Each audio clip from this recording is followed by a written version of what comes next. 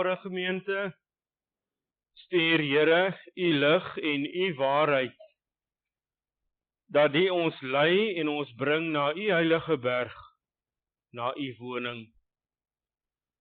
Geliefdes, genade, barmhartigheid en vrede vir julle van God ons Vader, van Jesus Christus die Here en van die Heilige Gees. Amen. Terwyl ons so bly sit, kom ons bid saam.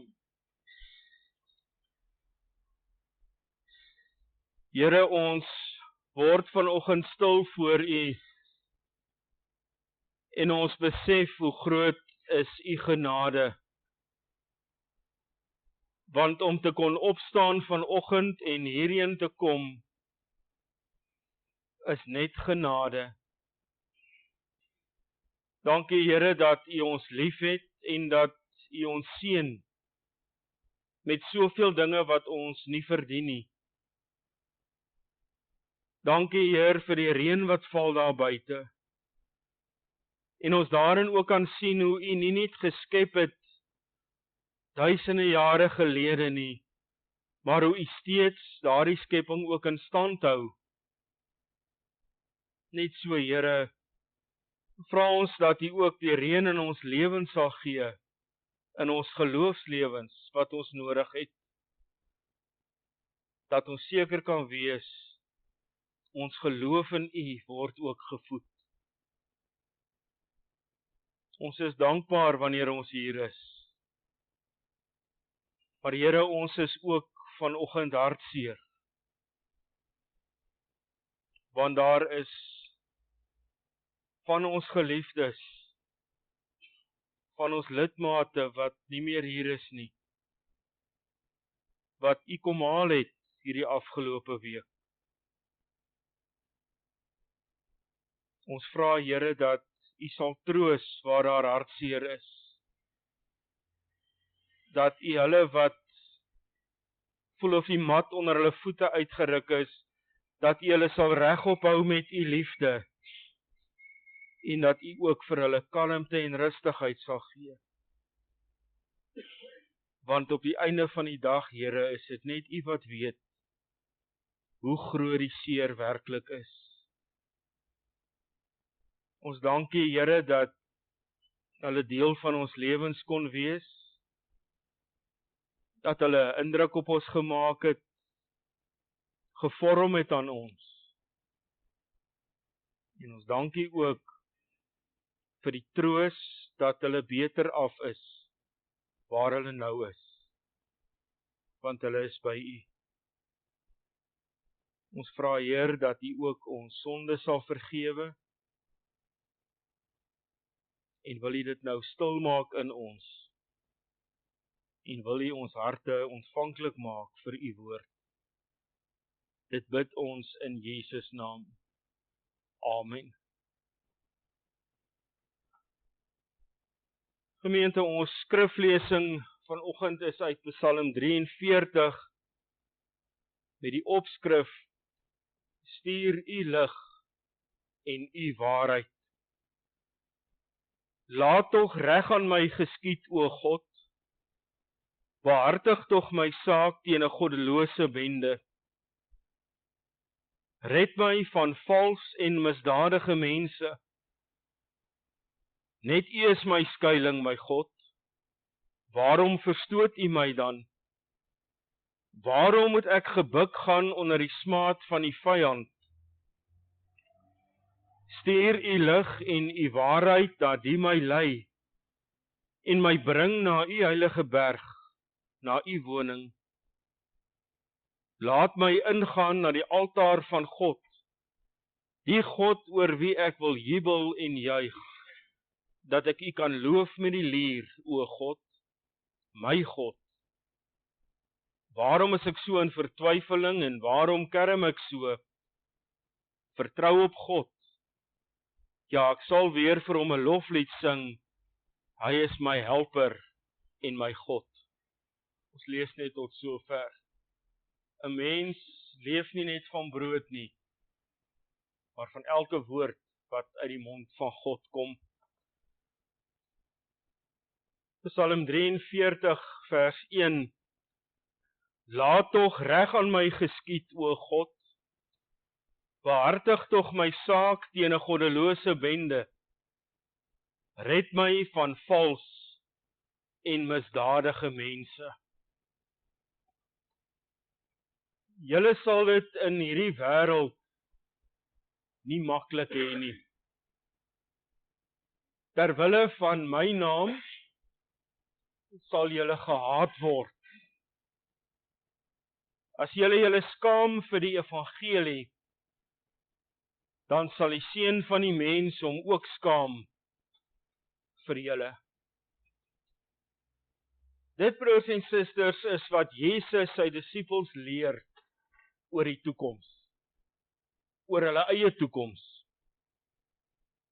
Hy praat van die dag wanneer hy nie meer by hulle gaan wees nie, en hulle dit nie maklik gaan hê nie. En dit waarvoor Jesus sy disippels waarsku, is presies wat ek en jy ook van tyd tot tyd beleef. Die lewe is nie altyd maklik nie. Daar is dikwels tye wat ons die lewe beskryf deur te sê, die lewe is onregverdig. En dit gebeur gewoonlik, wanneer 'n mens dit beleef wat jy meen, jou nie toekom nie. Jy word onregverdig behandel, want die omstandighede waarin jy is, wat jy nie oor jouself gebring het nie, is van so 'n aard, dat jy eerder die goeie dinge moet beleef, as gevolg van dit wat nou met jou gebeur. Presies die teenoorgestelde van die goeie wat jy wil hê, is tans aan die gebeur in jou lewe. En hierdie saak raak veral 'n mens se geloof. God vra van ons, in dit wat Jesus Christus ons kom leer het, dat ons op 'n sekere manier teenoor mekaar moet leef. Dat ons vir mekaar moet omgee en mekaar moet help, mekaar moet lief hê. Wat beleef ons wanneer ons gehoorsaam aan God leef? Wat beleef ons van die wêreld af wanneer ons gaan leef soos wat God van ons vra en ons probeer na mekaar omsien en mekaar help en ons probeer in liefde met mekaar leef? Ons gaan help. En hoeveel maal lei dit nie tot moeilikheid nie?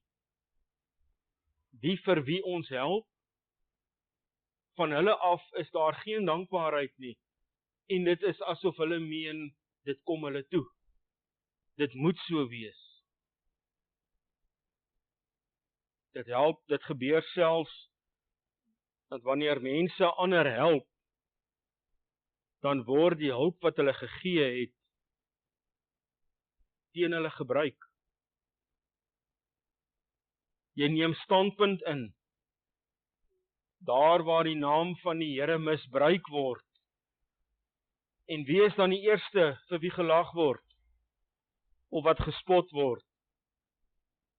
Dis jy, wat gehoorsaam aan God, doen wat jy moet doen.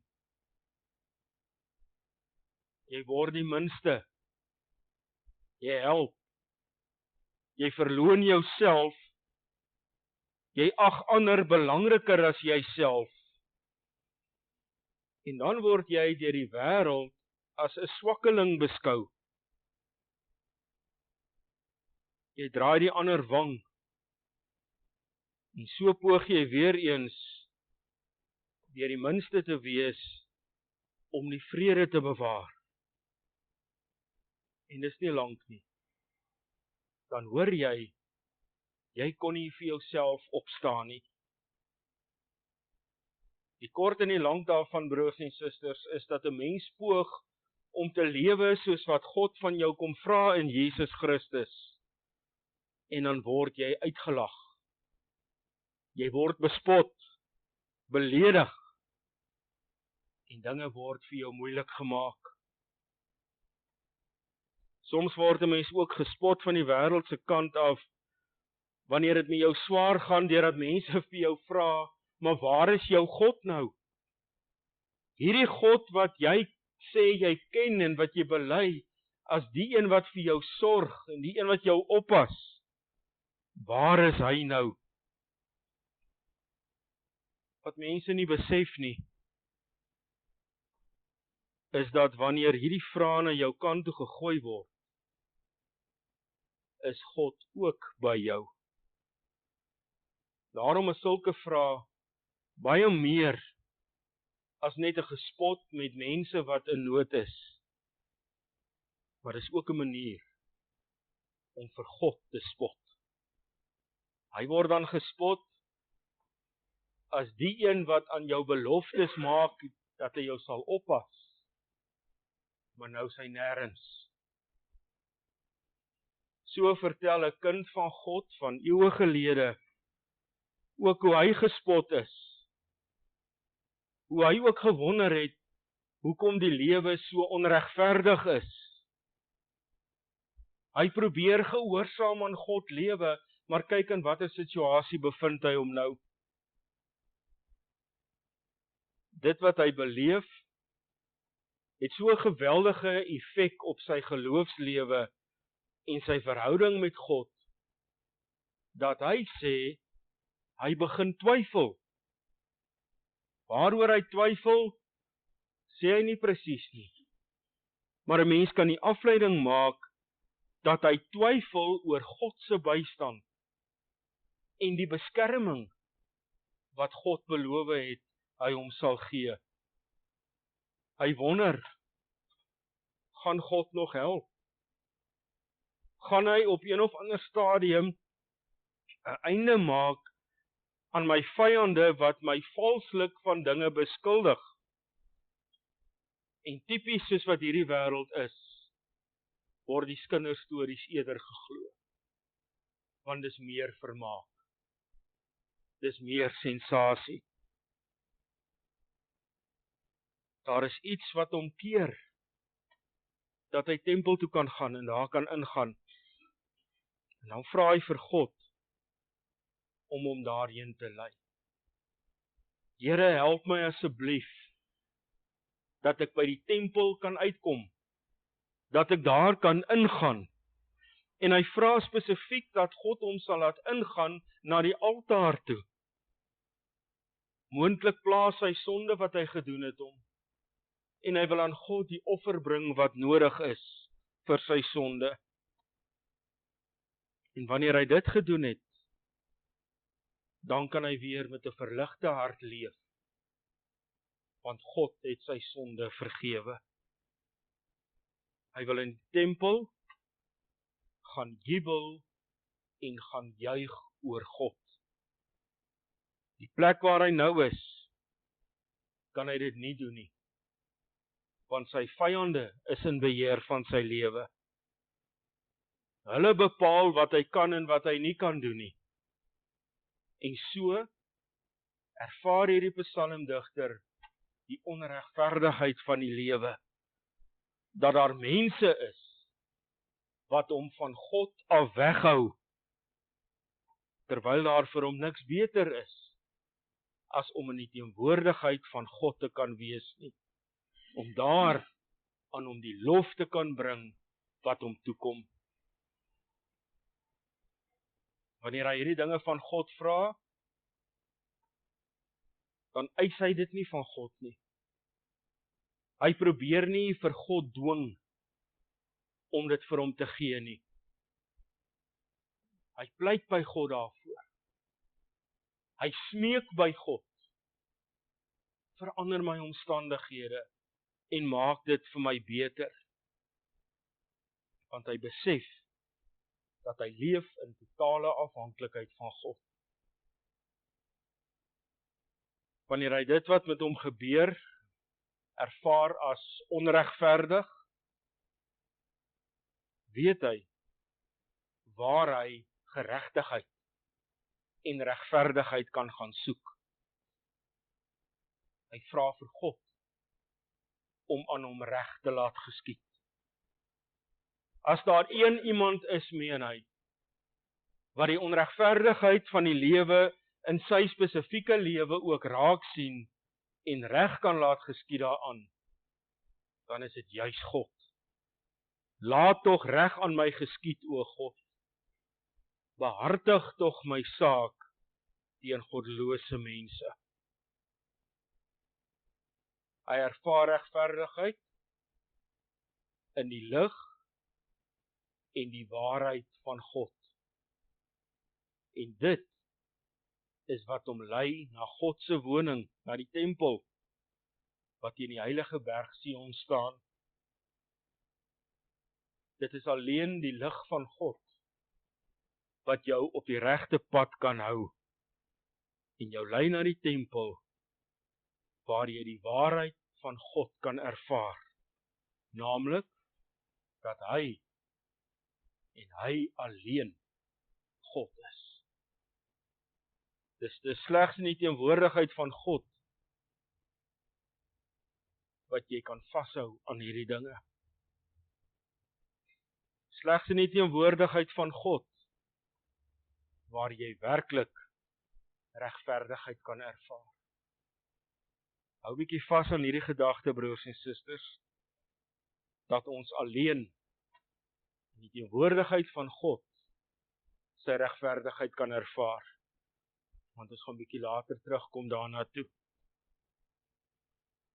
Net soos die digter van Psalm 43, het Jesus ook iets van die onregverdigheid van hierdie wêreld ervaar.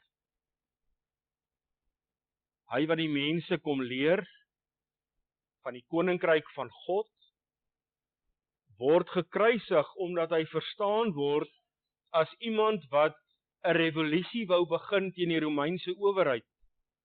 Hy wou hulle onttroon en God se koninkryk in die plek daarvan stel.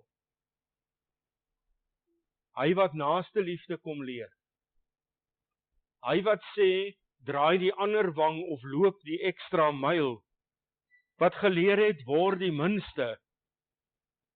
Hy word as 'n lafaard beskou en iemand wat die Joodse wet nie wil gehoorsaam nie. Hy wat mense kom leer het, dat hy die brood uit die hemel is wat ewige lewe gee, word van godslastering beskuldig, wanneer hy so praat. En daarom wil die Jode niks met hom te doen hê nie, hulle wil van hom ontslaa raak. Hulle wil hom uit die pad uit hê.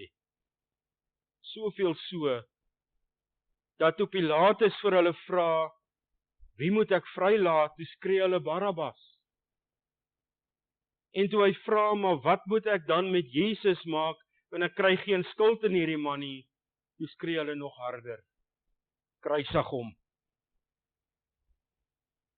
Hoe, broers en susters, is Jesus nie ook in sy lyding onregverdig behandel nie? Sy hele lewe lank was hy die een wat uitgeskei word en onregverdig behandel is. In buite Bybelse bronne lees ons dat toe Jesus 'n kind was, die mense nie wou hê dat hulle kinders met Jesus moes speel nie, want hy was anders as hulle. Dis onregverdig. In al die gesprekke wat Jesus gehad het met die godsdienstige leiers, het hulle hom uitgedaag, sodat hulle skande oor hom kan bring, en dat mense hom nie sal glo, wanneer hy vir hulle iets leer oor die koninkryk van God nie. Ek dink dis onregverdig. Hy word ter dood veroordeel, nadat Pilatus niks teen hom kry nie. Op die ou end word die klag tot sy skuldigbevinding aan die kruis aangebring. Jesus van Nasaret, koning van die Jode. Nie net was dit die klag nie, maar ook 'n gespot. dit was duidelik onregverdig. Ek is seker dat elkeen van ons op 'n stadium ook al die ervaring gehad het wat ons die lewe as onregverdig sou beskryf. Want in hierdie wêreld, laat ons dit maar vir mekaar sê, het 'n kind van God dit nie altyd maklik nie. Ons kry soms swaar en ons ly soms onder die wêreldse manier van doen, omdat die wêreld 'n ander stel waardes het as die waardes waarvolgens God se kinders leef.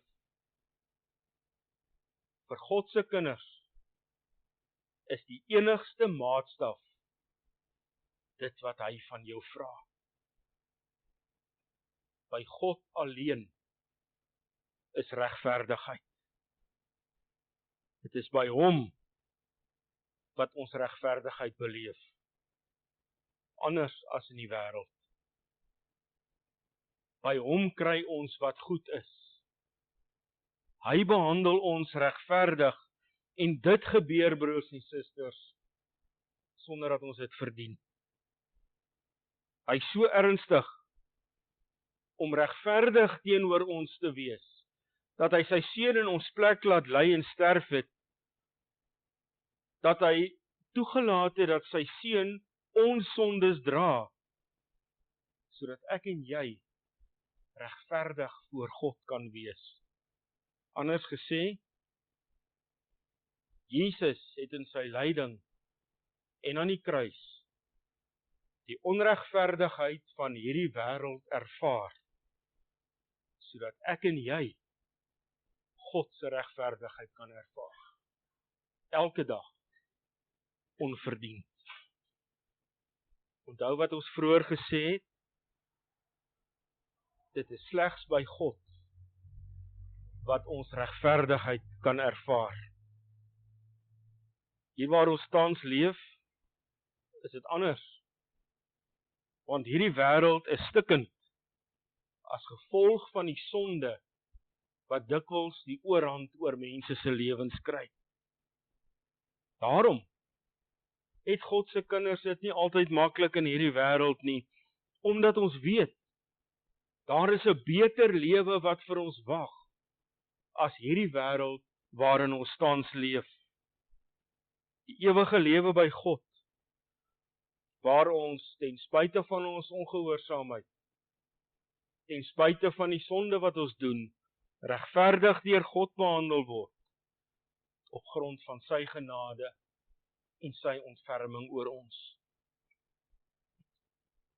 Wat gemaak wanneer ek die onregverdigheid van hierdie wêreld ervaar?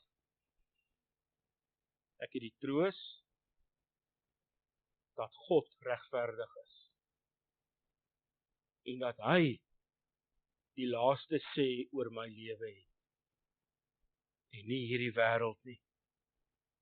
Ek het die troos dat Jesus die onregverdigheid van hierdie wêreld in sy mees intense vorm beleef het, in sy lyding en aan die kruis, sodat ek God se regverdigheid kan ervaar. Die antwoord wat die psalmdigter eeue gelede geskryf het, broers en susters, kan vandag ook God se antwoord aan my en jou wees, wanneer ons ervaar hoe onregverdig hierdie wêreld soms kan wees, hoe ons soms in hierdie lewe behandel word. Die psalmdigter vra vir homself, waarom is ek so in vertwyfeling? En waarom kerm ek so? Ons sou vra, waarom is dit soms vir my so moeilik om in hierdie wêreld te leef, waar ek nie altyd antwoorde kry op my vrae nie, waar ek soms so alleen voel? En dan antwoord die psalmdigter homself, vertrou op God. Ons kan antwoord, hou vas aan God. Hy los jou nooit alleen nie. Volgende dan bely hierdie psalmdigter, ja, ek sal weer vir hom 'n loflied sing. Hy is my helper en my God. Ons kan bely, al is dit nie altyd maklik, om as 'n kind van God in hierdie wêreld te leef nie.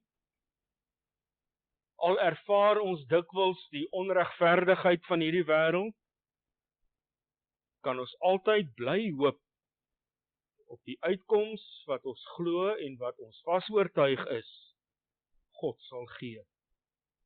Want hy is regverdig en genadig, lankmoedig en vol van liefde. Geliefdes, ons kan vanoggend hier weggaan in die wêreld wat soms onregverdig is, in die oë gaan kyk en weet, daar waar 'n kind van God soms dinge as onregverdig beleef, het ons die troos, God sal aan ons reg laat geskied. Al gaan dit nou soms moeilik in hierdie lewe, en al ervaar ons dit as onregverdig, kan ons steeds hoop op die uitkoms wat God sal gee, want hy is regverdig. Dis 'n troos wat ons dag en nag by ons kan hou. 'n Troos wat ons kan glo is die waarheid. Ons is in die hande van die regverdige God. Amen. Geliefdes, ontvang nou die seën van die Here en gaan in vrede. Die Here sal julle seën en julle beskerm. Die Here sal tot julle redding verskyn en julle genadig wees. Die Here sal julle gebede verhoor en aan julle sy vrede gee. Amen.